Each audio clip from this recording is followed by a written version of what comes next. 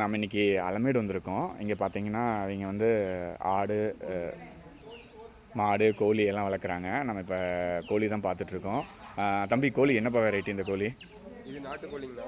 நாட்டுக்கோழியா? எங்கே வாங்குனீங்க? இது நம்ம திருச்செங்கோட்டில் ஒரு ஃப்ரெண்டு ஒன்று வளர்த்திட்டு இருக்காரு. சரி. அவருக்கு சிக்ஸ் கேட்டோம், அவர் நமக்கு ப்ரொவைட் பண்ணியிருக்காரு.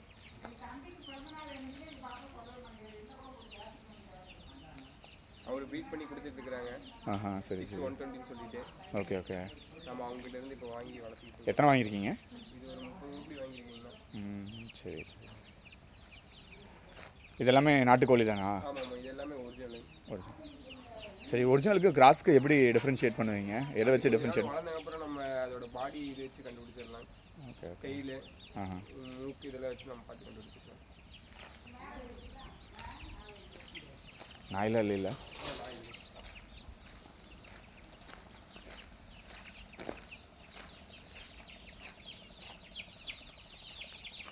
சேவல் கிராஸ் தானுங்களா?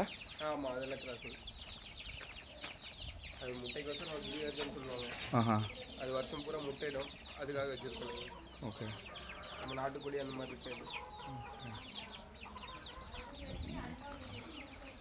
ஓடுமா?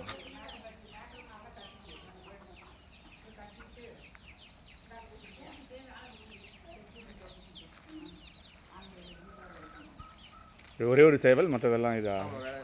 வடையா? சரி.